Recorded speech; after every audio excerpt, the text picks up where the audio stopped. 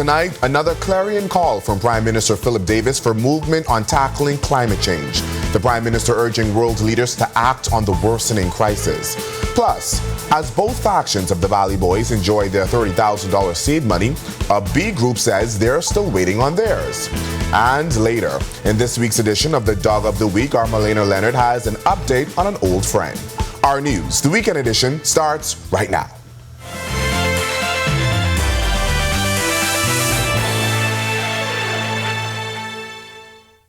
Welcome to our news, the weekend edition. Thanks so much for joining us. I'm Berthany McDermott. Our efforts are not enough. That strong sentiment coming from Prime Minister Philip Davis as he again addressed the worsening issue of climate change at a climate week in New York City. Davis admits that he understands that tackling climate change presents a unique challenge for world leaders, which he says stresses the need for a new narrative on the vexing problem. The Prime Minister telling those in attendance that climate action is an economic and global necessity, especially for small island developing states like the Bahamas that contribute the least but feel the brunt of climate change. The worsening crisis, he says, demands a global response that matches the scale of the issue. It must be an international effort that transcends national interests and embraces the power of collective action. This is not the time for despair, but an opportunity to show up better for ourselves and for one another. The moment has arrived where climate action can and will drive innovation, economic growth, and a more just and equitable world for all. His comments come amid the shocking news that global warming has exceeded 1.5 degrees Celsius for an entire year, emphasizing the need for action. Davis called for climate litigation, holding fossil fuel companies accountable for the true cost of their actions. The approach, he says, not only advances climate justice, but creates a level playing field for clean energy solutions. Moreover, regional leaders have long been pushing for a loss and damage fund, but many have voiced their displeasure with the results. Well, today, he stressed the need for a fully funded operation that help vulnerable nations after disasters. While countries have agreed and a $800 million pledge made, Davis shared these concerns. Our concern, will these funds be mobilized? And how will access to the funds be further restricted to countries which need it most? Global financial institutions and structures must change to address the needs of the SIDS, least developed countries, and developing countries in general. For instance, the frequency and intensity of hurricanes in the Caribbean region have led to repeated economic setbacks, slowing down development progress, and an attack on our ecosystems. Police are probing two drowning incidents. The first in Grand Bahama, where police say a 5-year-old boy drowned at a home of Albacore Drive. Police tell us around 2 p.m. they got the call that the boy was submerged in a pool at a residential complex. The boy was pulled from the water by responding officers who performed CPR until EMS got on the scene. He was taken to hospital where he later died. In the second incident, a 35-year-old tourist drowned off Union Jack Public Dock in Abaco on Saturday afternoon. Initial reports tell us when police got to the dock, they met the woman getting CPR from a relative. The Florida native didn't respond and was taken to a nearby medical facility where she was pronounced dead. At this time, police do not expect foul play as there were no visible signs of trauma to her body. Still, an autopsy will be done to determine the exact cause of death. Bodies of Christ Crusaders Junkanoo Group leader Kingsley Ferguson calling for government to do more for B category groups. His comments come after the Junkanoo Corporation of New Providence held a press conference outside of its headquarters at Norfolk House this week, where they reaffirmed that Brian Adderley's Valley Boys will rush on Bay in the A category. But Ferguson taking the opportunity to shed light on another issue that he says has served as a disadvantage for smaller groups like his. He says government needs to do more. There are a number of groups, particularly I want to speak to the Body of Christ Crusaders that I coordinate, that are very, very, very challenged with funding. And so if there's additional monies, like Barabbas indicated the other night, we would like to get our portion because we are assisting the government in the development, the general and cultural development of young people in this community, which doesn't just speak to coming to Bay Street, but it speaks to impacting the various areas of development in these young people's lives. The amount each group receives has been a point of discussion every year. Ferguson says not only is the amount not enough, but as Junkanoo season approaches, many groups are still waiting their share. The B category groups receive a $15,000 seed funding, which is inadequate to produce the kind of programming. Again, seed funding has purportedly been issued. We've received communications indicating that our Junkanoo groups are qualified for the seed funding, but to date, we have not received those monies into our accounts. I have a question. What is the condition of our country financially, and why is it taking so long to receive seed funding? Parliamentarians debated the amendments to the Bridge Authority bill this week. The bill aims to make provision for vesting the Bridge Authority with the function to acquire, own, construct, manage, maintain, and operate any bridge as designated by the minister. During his contribution, East Grand Bahama MP Kwesi Thompson highlighted issues with the bridges in his constituency.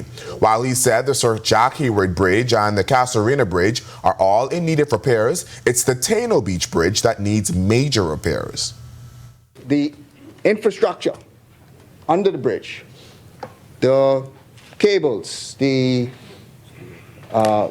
telephone cables and waters and all of those things to get into that area also is under that bridge. So that if that bridge is damaged, then all of the infrastructure and so on would also be severely damaged. The Grand Bahama MP admits that he does not have physical reports to support these claims, but says the concerns of residents should be sufficient enough to warrant an investigation. He adds that he is not placing the blame at the feet of the government, as he recognizes that it is the responsibility of another entity.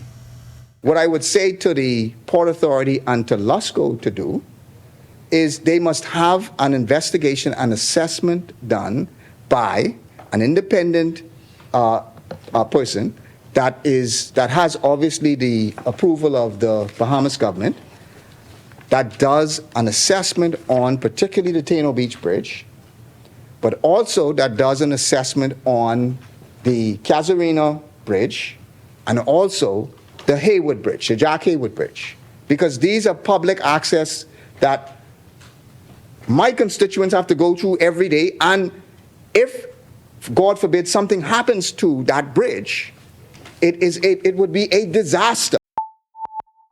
Now, should LUSCO and the GBPA fail to carry out that independent assessment and make it public, Thompson is calling on the government to take up the task. He says it's in the best interest of the public. September is recognized as Suicide Prevention Month, endorsed by the World Health Organization. The month aims to reduce the stigma, raise awareness, and push the message of prevention. Our Megan Shepard tells us all about it in this report. Regionally, in the Americas, an average of 100,000 people commit suicide every year, while roughly 2 million people attempt to commit suicide. These alarming statistics shared by the Pan American Health Organization and WHO representative for the Bahamas and Turks and Caicos, Dr. Eldana Busan. She says there is concern that rates are trending upward for both men and women, with the largest age group between 40 and 69 years. But what is contributing to the alarming numbers? Certainly mental health illness, stigma associated with that, persons not wanting to seek care. And when you consider mental health illness is an illness, just like any other illness, if persons detect it early, seek care early, they can be treated. But there are ways to step in if you are concerned about a loved one. Communication about suicide, speaking about it, changing the narrative is important. Focusing on life skills so that people can better learn how to express how they feel, how to manage their feelings. And so their education, social development is important. Limit the means that people have to commit suicide. Not having ready access to firearms, weapons, medications, pesticides. So this tells us as well that it's not just a health thing, it's actually also includes security, legislation. This year's theme is changing the narrative. Dr. Busan says it's important that the community come together to eradicate stigma surrounding suicide. It's about changing how we see suicide, changing how we speak about suicide. We don't want to associate suicide with some very negative words or words that have negative connotations, crazy and these types of things. No, anybody, you don't have to have mental health illness. Changes in your situation, in your stress levels, coping skills, all those things can drive people who actually may not have any illness, but can drive them to have suicidal thoughts. Reporting for Our News, I'm Megan Shepard. Thanks, Megan. Well, when our news weekend comes back from the break, a local realtor talks real estate investment ahead of an exchange forum you won't want to miss. And a cruise company holds a job fair to fill vacancies. We'll tell you all about it when our news weekend returns. Are you or a loved one under medical care? Do you need affordable medical supplies? Ports International is the largest home healthcare supplier. Medical supplies at the very best price. And you can even shop online. From hospital beds to wound care, wheelchairs to walkers, Ports is a one-stop shop for your medical supplies, and we accept insurance. We have online shopping and 2 locations to serve you, at the Airport Industrial Park and Shirley Street. We also ship to the Family Islands. Shop online and visit us on Facebook. Call Ports at 377-1771.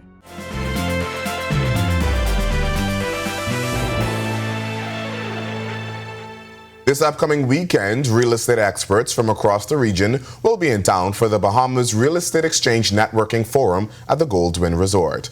In this report, our Talia Hall speaks with the event host, who is giving some insight into the real estate world and how this forum will provide value for both buyers and sellers. Real estate affects every aspect of our lives. In the Bahamian real estate market, the diverse landscape across the islands presents unique opportunities for all ages. Darren Seymour, a realtor with H.G. Christie, is sharing his insights on the current trends. Seymour knows that while the market is influenced by several factors, it operates in cycles. He explains in New Providence there is an imbalance, low inventory coupled with high demand. I've just listed something for $175,000, and the response to that is overwhelming. That tells me that there's high demand, limited supply. And so there is also another aspect of the market, like islands, luxury islands, for example, that are in high demand, especially like during COVID. When we were in the COVID season, that's when we had the most sales. A lot of people now moving to remote places. There's always a demand for real estate. He shares some other islands are also doing well. Eleuthera is booming. Eleuthera is hot. People are buying and selling in Eleuthera. Also, Exuma is on fire. And it's what you make it. As for how you pick the right realtor or company when it comes to invest in real estate, you have to ensure that one of the person that you're dealing with is a licensed realtor. The Bahamas Real Estate Association has a list of persons who are qualified themselves. A lot is going on in the market. Sometimes persons get engaged with unscrupulous persons. For those looking to invest, preparation is key, as Seymour advises. Aspiring buyers should start by saving for their down payment. Everything is based on what you're pre-qualified for. So if you're pre-qualified in the $200,000 range, it's good to dream in the $1 million range, but you have to stay within your budget. And for others considering selling their property, there are essential steps to take to ensure that your home is market ready. One of the things is to ensure that, for example, that the title is clear. You want to be sure that you have your taxes paid, because you cannot close the property unless these things are done. Reporting for Our News, I'm Talia Hall. Now, if you're interested in expanding your knowledge on the real estate market, the Bahamas Real Estate Exchange Networking Forum will happen this coming Saturday, September 28th at the Goldwyn Resort. For tickets or more information, visit SeymourBahamasRealEstate.com, Eventbrite.com, or you can call H.G. Christie's office. More than 400 Bahamians showed up to the Department of Labor for a chance to work at WMSC Ocean Key Limited or on board MSC Cruises. MSC Ocean Key Limited Human Resources Manager Anna Albury says a few of the job seekers were hired on the spot. Some of the openings included lifeguards, food and beverage retail, and the technical department. Officials stressed the importance of partnering with the Department of Labor for job fairs. We know this is where the talent pool lies for the Bahamas. We know that individuals launch or actually secure their resumes here, and we definitely rely on them for assisting us with the qualified, talented individuals that we have on Ocean Key today? Our role here is simple but important in that we share a similar passion of MSC Cruise Line Limited. And that passion is to assist Bahamians with finding gainful employment. MSC Latin American and Caribbean Crew Agency Area Manager Virginia Grimaldi says Bahamian workers play a big role in making their operations a success. She says the goal is to give Bahamians options in employment. To choose if they want a career here in Bahamas with Ocean Key, or if they want to change their life, they want to start to visit the world, meet new people, new cultures, increase their knowledge, increase their experiences as well. And all these people who are looking for something different in their life, they are most than welcome to come and apply for cruise job. Still to come on Our News Weekend, remember Mount Pleasant? Well, he is back with a new name and great progress. A legendary baseball player lends a hand to some local kids. Find out who next on Our Sports Weekend. Are you or a loved one under medical care? Do you need affordable medical supplies? Ports International is the largest home healthcare supplier. Medical supplies at the very best price. And you can even shop online. From hospital beds to wound care, wheelchairs to walkers, Ports is a one-stop shop for your medical supplies, and we accept insurance. We have online shopping and 2 locations to serve you, at the Airport Industrial Park and Shirley Street. We also ship to the Family Islands. Shop online and visit us on Facebook. Call Ports at 377-1771.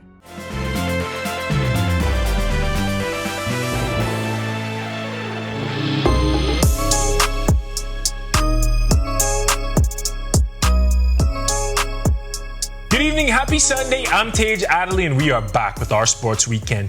Derek Jeter is a baseball legend, winning 5 World Series with the New York Yankees. This weekend, he gave back to kids right here in the Bahamas.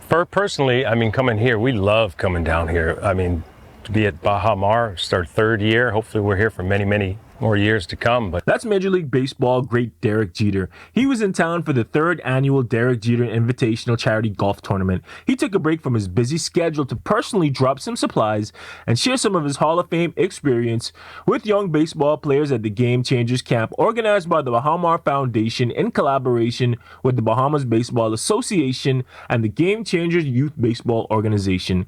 The camp was held at the Andre Rogers Baseball Stadium. Bahamas also donated $10,000 to support youth baseball in the Bahamas. Camp organizer Trey Sweeting was thrilled at how the event turned out. We had an amazing camp, right? It was a 2-day camp. Friday, we just got into home run derby and a bunch of drills and games. And then on Saturday, we had, which is today, we came out here and we got through it. Like, we took them through basically a pro showcase. Sweeting was also ecstatic about Jeter's presence. Everybody loves Derek Jeter. I remember when I was a kid playing just like the rest of these guys, we would fight every time we went on a different team on who would be number 2, right? And they had 1,000 questions for him. There was even a kid who was like, how was it being the best shortstop for 20 years running, right? And Derek Jeter responded and was like, I don't know if I could give myself all of that, right? We love to see an all-time great reaching out and growing the game. Now we're going to the gridiron, where a college star got a win. Prince Strawn and the Boise State Broncos got a 56-12 blowout over the Portland State Vikings in their home opener on their distinctive blue turf yesterday. Strawn saw considerable action, catching 2 passes for 12 yards. Boise State didn't need their aerial attack because they have arguably the best running back in the country, Ashton G&T. He had 127 yards on only 11 carries to help the Broncos coast to the win. Now, Prince and the Broncos are going to have a real test on their hand next week when they take on the undefeated Washington State Cougars. That's a wrap for sports on this Sunday evening. For Our Sports Weekend, I'm Tage Adderley. Have a great week. Thanks, Tage. When we come back from the break, Marlena Leonard shares how a horrible situation for a young pup has been turned around. The details when Our News Weekend returns. Are you or a loved one under medical care? Do you need affordable medical supplies? Ports International is the largest home healthcare supplier. Medical supplies at the very best price. And you can even shop online. From hospital beds to wound care, wheelchairs to walkers, Ports is a one-stop shop for your medical supplies, and we accept insurance. We have online shopping and 2 locations to serve you, at the Airport Industrial Park and Shirley Street. We also ship to the Family Islands. Shop online and visit us on Facebook. Call Ports at 377-1771.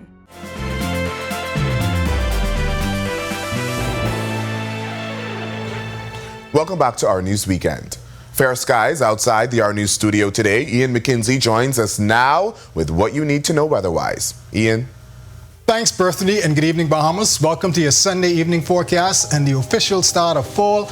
Currently outside our studios, mostly clear skies with a temperature of 86, feels like still at 90. Winds are from the east-northeast at 10 miles per hour. Current temperatures across the country, 85s in Freeport, Marsh Harbor, and Allenstown, Bimini, 87 in Nicholstown, 30s of 86s in Great Albuquerque, the capital, and in Governor's Harbor, Eleuthera. In the central Bahamas, 86 in Camps Bay, 84 in Georgetown, as well as Coburn Town and Salvador, a pair of 83s in Arthurstown and Deadman's Key. In the southeast Bahamas, we have 85 in Duncantown, set of 84s in Delectable Bay and Matthewtown, as well as Abrahams Bay, 83 in Colonel Hill, and 86 in Providenciales, Turks and Caicos. Taking a look now at our satellite imagery where we have a shear line. This is all associated with a stall funnel boundary across the central areas. Over the northwest Bahamas, light pressure pattern that influences the winds. Taking a look now at the tropics, we have several areas in the mid-Atlantic, no problem to land or a threat to us at this time. But we want to look closely near to home in the southwest Caribbean Sea, where in the central areas, which you call the Central America gyro, this is expected to develop into a low-pressure system and possibly a named system by midweek and impact portions of the South Gulf states. All areas, boating forecast, we're looking at variable winds at less than 10 knot, seas 1 to 3 feet over the ocean, high tide at 12 a.m. tomorrow morning, low tide at 6:21 a.m. tomorrow morning as well. In your extended forecast, we're looking at fair conditions pretty much through midweek. Then, again, that system that we're watching in the Gulf area, that should impact our weather spread, some moisture across the area by midweek. Then we have some drying out by the end of the week. So those highs are going to hang around that low 90-degree mark with your low temperatures creeping up into the upper 70s. That's a Rock Community Evening Forecast. Make it a great, safe week, everyone. Thanks, Ian. Well, there are hundreds of dogs and cats at the Bahamas Humane Society ready for a loving home.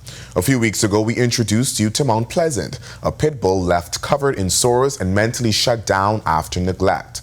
In our final story tonight, we'll hear how he now has a new home and a new outlook on life. Our Marlena Leonard has more in this week's Dog of the Week. When we first met Mount Pleasant, he had just been rescued from a horrible situation. When he arrived at the shelter, he was emaciated, tick and flea-ridden, and covered in sores. And mentally, he was shut down after his traumatic neglect. He's made progress in leaps and bounds in the weeks since then. He even has a new name after the Bahamas Humane Society asked the public for help. The people's choice? Casper. Since the last time, we've kind of come around now. He's been wagging his tail a lot. He's very friendly. He's very more active now. He have more energy. Instead of him being sitting back in the cage and just giving you the dead stare look in the eye, he coming to watch the cage, wagging his tail, showing his paw up. He went high five now. And he just, way more happier now. Humane Society Supervisor Marcian Pinder tells us Casper is happy to go on walks with other dogs and even did well during an introduction to a resident cat. And I know health-wise, when he first came in, he had a few sores, and I can see that they're healing up nicely now. So how long until you feel like those have fully recovered? I mean, you give him but like another 2-3 weeks, he should be fully back to himself, no scars, no sores or nothing like that. Everything should be fully grown up, and he should be ready. It'll take him another week or so, and he'll be able to go to a foster home, or probably even adopted, probably even. Reporting for Our News, I'm Marlena Leonard. Thanks for that story, Marlena, and thank you for joining us for Our News tonight. On behalf of the entire team, I'm Berthany McDermott. We'll see you right back here tomorrow night. Make it a great week, everyone.